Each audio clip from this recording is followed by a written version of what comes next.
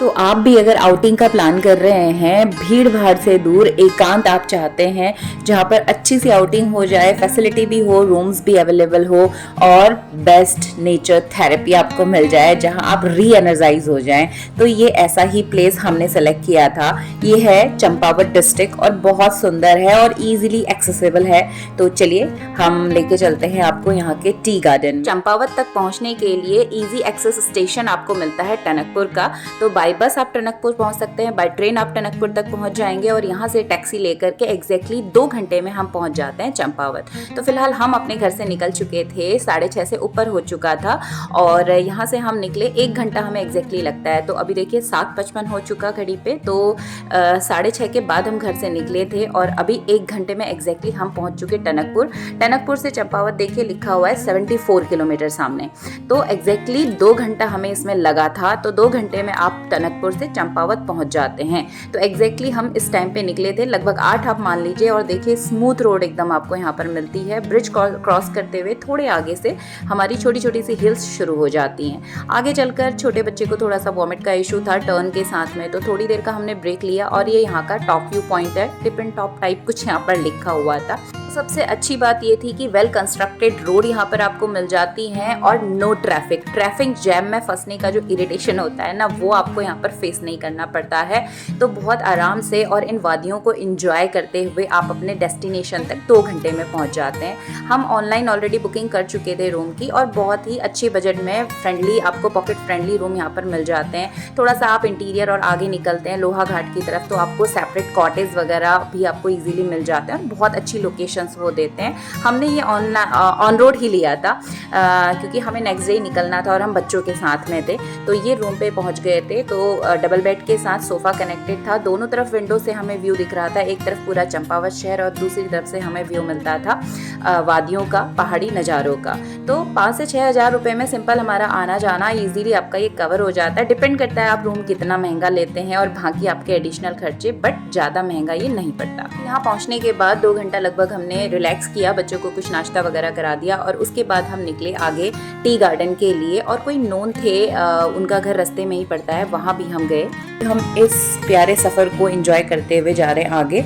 तो हम lunch order कर चुके थे बट उन्होंने जिद किया कि यहीं आके खाना। तो ये ब्यूटीफुल देवदार वाले जंगलों के बीच उनका घर है, तो वहाँ पहुँच गए थे हम।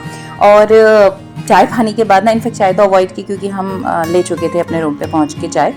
तो यहाँ पहुँच करके सबसे पहले तो थोड़ी देर बैठते ही हम बाहर आए इन सुंदर, क्योंकि देवदार के पेड़ वाला जो व्यू होता है ना, मतलब पहाड़ी लुक होता है, लेकिन ये जो देवदार के पेड़ों वाला व्यू आता है, ये पर्सनली मुझे मतलब एक अलग सा सुकून देता है और आप भी देख सकते हैं। तो बच्चे भी भाग गए थे वहाँ एंजॉय करने। तो ये पापा जी देख रहे हैं बच्चों को ऑब्जर्वेशन में और मिलाते। वहीं से आगे हम निकले टी गार्डन के लिए, शायद 4-5 किलोमीटर के आसपास आगे जाना था हमें।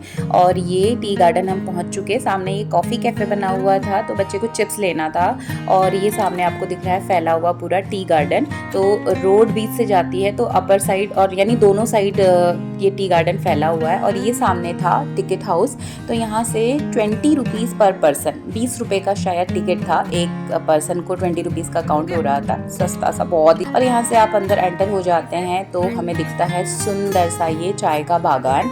और यहाँ पर ना काफ़ी भीड़ नहीं थी, आप देख सकते हैं कितना शांत है एकदम और सुंदर से देवदार के पेड़ों से घिरा हुआ ये चाय का बागान। यहाँ पर हमने कुछ फ़ोटो क्लिक्स, यानी हर कोई जो आ रहा था पहला क्लिक तो यहीं पर था हर किसी का। और आप देखिए पीछे भीड़ भी नहीं है। तो अगर मैं ओवरऑल काउंट करूँ तो लगभग 25 लोग के आसपास बस यहाँ पर होंगे। चाय का बागान और बढ़िया से देवदार के पेड़ों की महकती हवा और हवा में आवाज़, तो बस मज़ा ही आ जाता है। तो चलते हैं उस पॉइंट से ना, चंपावत का शहर पूरा दिखाई देता है, लेके चलते हैं वहाँ पे। तो अभी सूरज सर पे है, अभी बज चुका है 4:15। तो धूप तो ठीक ठाक सी है यहाँ पर, बट हमारे वहाँ की जैसी गर्मी नहीं है और ठंडी ठंडी हवा इसको ना बैलेंस कर देती है। तो ये है, ये देखिए इसकी टेंडर लीव्स को तोड़कर ही जो है चाय बनाई जाती है। तो ये है चाय के बागान। तो ये आपके बच्चों के लिए एक एजुकेशनल ट्रिप भी हो सकता है, बच्चों को टी गार्डन घुमाना, और काफ़ी एजुकेशनल चीज़ें भी यहाँ पर हैं। हम तो शायद कवर कर पाएँ या नहीं क्योंकि बच्चे हैं और कल ही रिटर्न हो जाएंगे। बट आप चंपावत जरूर से प्लान कीजिएगा। इस ब्यूटीफुल प्लेस को एक्सप्लोर करिए और काफ़ी कुछ एजुकेशनल आपके लिए, बच्चों के लिए हो सकता है। और सबसे इम्पोर्टेंट, पहले भी मैंने कहा था, बहुत शांति है, आप सुकून से एंजॉय कर सकते हैं instead of going to in the crowded place. ये बहुत ही सुंदर और शांत एरिया, यहाँ से दिखाई देता है पूरा चंपावत सी। शाम के 4 बजे का व्यू ये है, 4:10 4:15 आप कह सकते हैं। वहाँ से टॉप एरिया है, वहाँ से चारों तरफ, वहाँ से चारों तरफ चाय के बागान फैले हुए। देखिए यहाँ से कितना अच्छा व्यू आता है। और शाम पे हम अपने रूम पे रिटर्न आ गए थे और नेक्स्ट डे अर्ली मॉर्निंग उठ कर के अपनी विंडो से इन खूबसूरत वादियों का नज़ारा लेते हुए, चंपावत की ठंडी हवा को महसूस करते हुए हमने एंजॉय की अपनी गर्मा गर्म कप ऑफ टी। और उसके बाद हम रेडी हो गए थे फ्रेश होकर के 6:30 बजे तक मंदिर के लिए, ताकि हमें भीड़ ना मिले। तो 6:30 बजे के पास ही हम यहाँ से मूव आउट कर चुके थे और इसी जगह पे जस्ट दोनों ही मंदिर पड़ते थे, बालेश्वर मंदिर, नागनाथ मंदिर और गुलजू मंदिर। बस थोड़ा सा आगे स्टेशन पे ही है ये बालेश्वर मंदिर। तो गाड़ी यहाँ पर पार्क कर दी थी। तो सबसे अच्छी बात ये है कि भीड़ नहीं है, और मॉर्निंग में तो बिल्कुल भी भीड़ नहीं है। आराम से रोड पे ही हमारी कार पार्किंग हो गई। थोड़ा सा ऊपर चढ़ना पड़ता है, हार्डली 20 कदम आप मान लीजिए, 18-20 कदम, और ये हम आ गए मंदिर पे। तो ये मंदिर ना, अगर आप जागेश्वर धाम और इस तरह के जो मंदिर हैं शिला वाले, तो ये मंदिर भी कुछ ऐसा ही है। ये देखिए सुंदर सा, मैं आपको व्यू दिखाती हूँ। तो पूरा पत्थरों पर ये टिका हुआ और एक पत्थर पे नक्काशी की हुई है। सबसे खास बात जो यहाँ पर आपको देखने मिलेगी, मतलब रेयर, आपको कोई पत्थर ऐसा मैंने नहीं देखा यहाँ पर जिसपे की नक्काशी ना हो। और नक्काशी मतलब कि मोस्ट ऑफ पत्थरों में भगवान विष्णु की प्रतिमा है, इसके अलावा हनुमान जी हैं और भी कई सारे, तो समझ में नहीं आ रहे थे हमें। तो ये काफी पुराना प्राचीन काल का बना हुआ है, उसी तरह पत्थरों पे ये टिका हुआ पूरा है और बहुत सारे मंदिरों का ग्रुप है। तो मॉर्निंग में ठंडी सी हवा के साथ बड़ा अच्छा यहाँ पर लग रहा था। तो इवन दुकानें भी नहीं खुली थी, तो प्रसाद भी हम नहीं ले पाए। बस माँ भगवान को समर्पित किया अपना भाव, श्रद्धा, भेंट, और भोलेनाथ को हमने चलाया, अर्पित किया जल। मंदिर चंपावत जो कि बस स्टेशन के जस्ट कुछ आप वॉकिंग डिस्टेंस पे आ जाते हैं। मेन मार्केट पे गाड़ी बाहर से खड़ी करें, यहाँ पर आप आ सकते हैं। और ये मंदिर काफ़ी प्राचीन है, 10वीं-11वीं शताब्दी का बना हुआ ये मंदिर है और स्पेशली भगवान विष्णु को समर्पित था। जगह जगह हमें विष्णु प्रतिमा पत्थरों में दिख रही है और साथ ही महादेव का। विष्णु प्रतिमा तो मुझे बहुत क्लियर नहीं दिखी, बहुत अलग अलग मंदिर हैं। विष्णु भगवान के अलावा स्टार्टिंग में ही महादेव जी को समर्पित ये दिख रहा है मुझे। और बहुत ही सुंदर वास्तुकला यहाँ पर है, जो कि चंद शासकों ने बनाया था।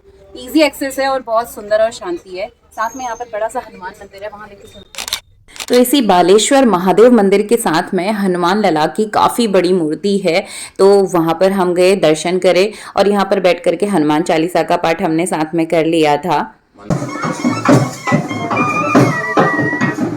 तो रास्ते में एक बारात को क्रॉस करते हुए हम जा रहे हैं सामने रास्ता नागनाथ मंदिर जी की तरफ। तो ये जस्ट बालेश्वर मंदिर के साथ ही ऊपर हाथ पे थोड़ा सा ऊपर चढ़ के जाना है। तो मेन मंदिर जो है बंद ही था, अभी यहाँ पर धुलाई का काम हो रहा था। 7:30 बजे हम पहुँच चुके थे। तो मैं यहाँ पर दरवाजे की विंडो से आपको दर्शन करा रही हूँ। देखिए ये ढका हुआ था। महादेव के साथ नागनाथ जी का मेनली यहाँ पर पूजन होता है, मान्यता है, उनकी श्रद्धा यहाँ पर मेन है। और इसके बाद हम निकले आगे गुलजू मंदिर के लिए। तो जो आप गुलजू मंदिर सुनते हैं, न्याय के देवता के रूप में जो प्रसिद्ध हैं, वो इसी चंपावत से जन्मे हुए हैं। इसी चंपावत से बाकी जगह में फिर वो स्थापित किए गए हैं। और मान्यता है कि यहाँ आकर के ना लोगों की प्रार्थना जरूर पूरी होती है। और यहाँ पर ना लोग मनोकामना करते हुए ये ध्वजा जिसपे त्रिशूल बना हुआ है, ये ध्वजा यहाँ पर बांध करके जाते हैं। चुनरी नहीं बत्ती, इसके साथ में भगवान की ही, गुलजू देवता की घोड़े वाली मूर्ति को अर्पित करते हैं। घंटियाँ यहाँ पर चढ़ाई जाती हैं। और न्याय के देवता के रूप में ये और सब जगह पहुँचे, बट यहीं से इनका ओरिजिन हुआ था। इनकी कहानी को लेकर के मैंने पहले भी एक वीडियो बनाया है, मैं डिस्क्रिप्शन बॉक्स में लिंक प्रोवाइड कर दूंगी, एंड स्क्रीन में भी ऐड कर दूंगी। ये आप जूम करके स्क्रीनशॉट लेकर के इस छोटी सी कहानी को पढ़ सकते हैं। यही गुलजू महाराज के जन्म की कहानी यहाँ पर है। तो काफ़ी सिद्धि वाला और लोगों की आस्था बहुत जुड़ी हुई है। ना सिर्फ चंपावत बल्कि पूरे कुमाऊं गढ़वाल मंडल में गुलजू देवता की काफ़ी ज़्यादा श्रद्धा और विश्वास है। लोगों के ये इष्ट देव यहाँ पर है। हमारे घर में भी ये इष्ट देव हमारे हैं। तो यहाँ पर हम पाठ वगैरह के लिए दक्षिणा अपनी तरफ से दे के आए थे। तो दर्शन करने के बाद में बड़ा सुकून मिला, बहुत पॉजिटिव, मतलब ना एक पॉजिटिव एनर्जी थी कि अंदर से एक वाइब्रेशन आ रही थी। और इसके बाद हम निकले यहाँ से आगे 13 किलोमीटर है लोहाघाट। तो वहाँ पर अद्वैत आश्रम और कोली लेक का व्यू लेते हुए हम निकलेंगे घर। और ये वॉमिट करके परेशान इसने किया। ये देखिए बढ़िया से देवदार के जंगलों को क्रॉस करते हुए बहुत ही ब्यूटीफुल व्यू आपको यहाँ पर मिलता है। तो ये घूमती फिरती रोडें लेकर के हमें चली इस अद्वैत आश्रम, जो कि मायावती आश्रम के नाम से है। तो विवेकानंद जी ने इसको इनिशियली काफ़ी इनिशिएटिव यहाँ पर लिया। उनके 2 अंग्रेज शिष्यों ने बेसिकली यहाँ पर काम किया। तो यहाँ पर ना अंदर जा कर के फ़ोटो लेना भी अलाउ नहीं है, बस एक छोटा सा बाहर से आप ले सकते हैं, आश्रम के अंदर अलाउ नहीं है। तो ये छोटा सा नोट यहाँ पर है, शिलालेख, जिसमें छोटी सी शॉर्ट स्टोरी जो मेन है वो बताई हुई है। सुंदर है, बहुत शांत है, चारों तरफ का व्यू यहाँ से बहुत सुंदर दिखता है। यहाँ पर अंदर बहुत बढ़िया सा मेडिटेशन रूम है और अंदर एग्जीबिशंस भी लगी हुई हैं। तो मेन चंपावत मार्केट से 13 किलोमीटर आगे पड़ता है लोहाघाट और वहाँ पर ये कोली लेक है। और ये ना नेचुरल नहीं है, ये आर्टिफिशियली क्रिएटेड लेक है, बट बहुत ही सुंदर व्यू आपको यहाँ पर मिलता है।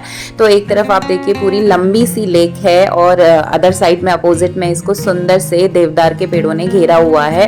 तो मतलब इसके अपोजिट में जो ये प्लेन एरिया दिख रहा है ना सामने, ये इतना सुंदर था तो मेरा तो मन था वहाँ पर उतर के मैं फोटो शूट कर लूँ।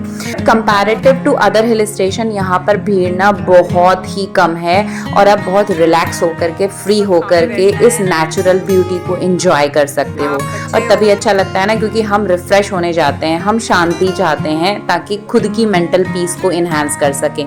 तो वो तभी पॉसिबल होगा जब हम भीड़ से दूर रहेंगे। तो देखिए सुंदर सा व्यू, और इस व्यू को देख के आपका दिन बन जाएगा। बट इवनिंग पे आप जाके करना, क्योंकि दिन पे बढ़िया सी धूप यहाँ पर है। पहाड़ों में भी अब धूप अच्छी खासी रहती है, बट हवा ठंडी ठंडी आपको यहाँ पर मिलेगी। बाद हमें टाइम से निकलना भी था घर के लिए।